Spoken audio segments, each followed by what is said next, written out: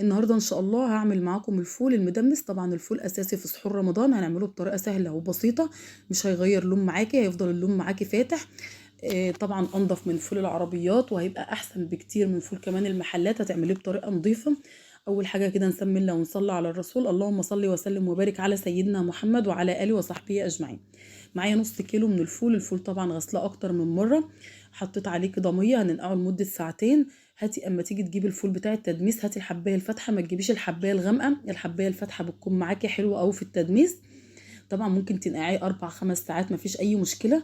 انا نقعته بس لمده ساعتين. شايفين لما حطيت عليه الميه الجلده بتاعته بدات تكرمش زي ما انتم شايفين بالشكل ده كده. هرجع اغسله تاني واشطفه كويس. هتسوي بقى في حله، في القدره بتاعتك، في اي حاجه هتسوي فيها، مفيش اي مشكله في التسويه. غسلته وفضيته بالشكل ده كده. شايفينه النص كيلو هيملى معانا الفوالة زي ما انتم شايفين، هيدي معاكي كميه كتيره. غسلته طبعا تاني قبل ما احطه في الفوالة. بعد كده نزلت بكوباية من الفول المدشوش. طبعا الفول ده انا ما نقعتوش، انا غسلته ونزلت بيه على الفول على طول. طبعا انا اسفة على الصوت. بعد كده هنزل ب3 معالق من العدس. طبعا الفول المدشوش دوت هيخلي الفول معاكي كريمي وهيتقله، والعدس كمان هيخلي اللون بتاعه فاتح زي لون الكهرمان كده. خلاص كده تمام. لو عجبتك الوصفة ما تنسيش تعملي لايك وشير وسبسكرايب وتفعلي الجرس عشان يوصلك كل الفيديوهات الجديدة. بعد كده جبت شريحتين من الليمون. خدت كده معلقة من الصلصة، وممكن تستبدليها بطماطم، بس بعد كده تشيلي قبل ما تحطي الطماطم شيلي القشرة بتاع الطماطم وحطيها. يعني متاح صلصة ومتاح طماطم، اي حاجة عايزة تحطيها حطيها. وخدت معلقة صغيرة من الكركم. وبعد كده هنزل بمية مغلية في الكتل. هنسيب النار طبعا عالية عليه لمدة 10 دقايق، وبعد ما يغلي شوية كده هتهدي النار عليه. هيقعد معاكي من 3 ل4 ساعات. قعد معايا 4 ساعات. كان ما شاء الله زي الزبدة، كان مستوي جدا. زي ما قلتلك لونه مش هيغير، هيفضل اللون فاتح معاكي. شايفين بقى مجرد ما غلى شوية كده حوالي 10 دقايق.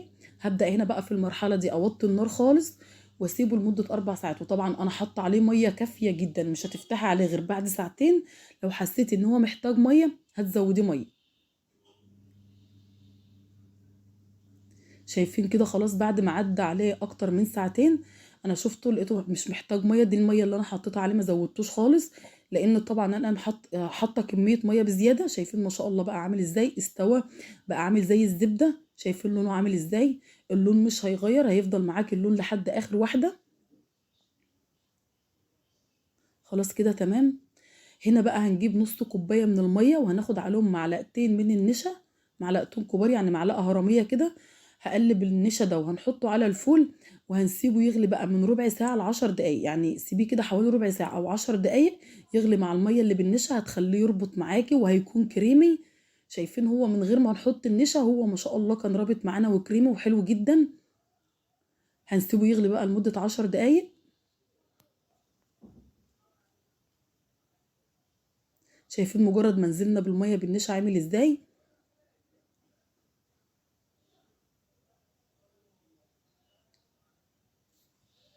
خلاص كده هنغطي عليه، وزي ما قلت لك ما تفتحيش على الفول كتير عشان ما يغمقش معاكي. انا ما فتحتش عليه غير بعد ساعتين.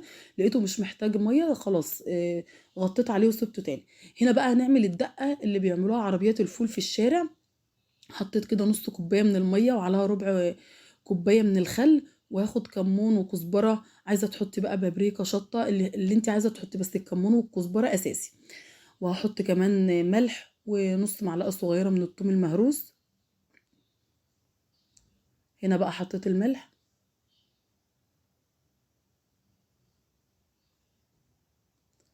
نص معلقه صغيره خالص، يعني حوالي فصين من الثوم. هنا بقى هاخد ده هريسه شطه. حطيت كده حوالي معلقه كبيره. وهقلب كل الكلام ده كده مع بعض، وهنعصر عليه عصير ليمونه.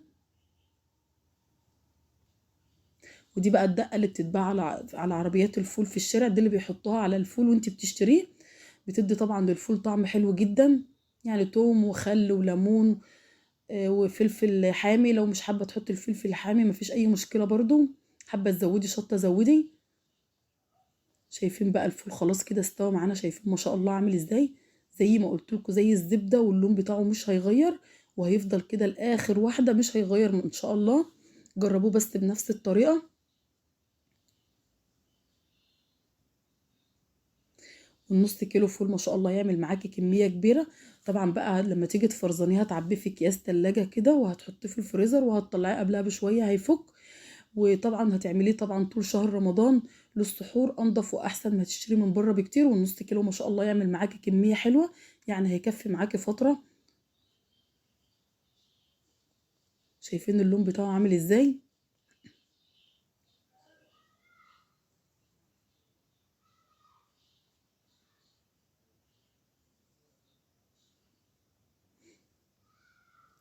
ان شاء الله برضو هنعمل الطعمية للسحور، هنعمل الزبادي، هنعمل ان شاء الله كل حاجة على القناة. شايفين ما شاء الله حباية الفول عاملة زي الزبدة، شايفين بضغط عليها مش متحملة ان انا اضغط عليها، وهو واضح قدامكم ان هو مستوي كويس.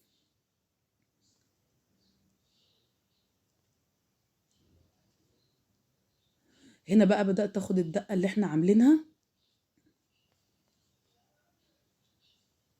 حطي بقى كمية الدقة اللي انت عايزاها، وخدت كده معلقتين من الطحينة. طبعا الطحينة انا مخففاها بس بشوية مية، ما حطيتش عليها اي حاجة خالص. والدقة عليها الملح، لو حابة بقى هتزودي ملح هتزودي، مفيش مشكلة.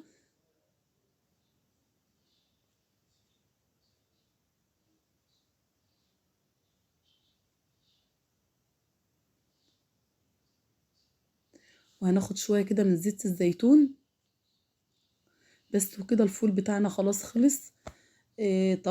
اعتمدوا بس الخطوات، هيطلع معاكي ما شاء الله فول جميل جدا. شايفين اللون برضو عامل ازاي، بقول لكم للمره الاكتر من مره اللون بتاعه جميل جدا. هسيبه طبعا يبرد، وبعد كده هحطه في اكياس واشيله في الفريزر. ودي كانت وصفه النهارده، يا رب اكون افدتكم، واشوفكم في وصفه جديده على خير، وربنا يحسن ما بين ايديكم. ومع السلامه.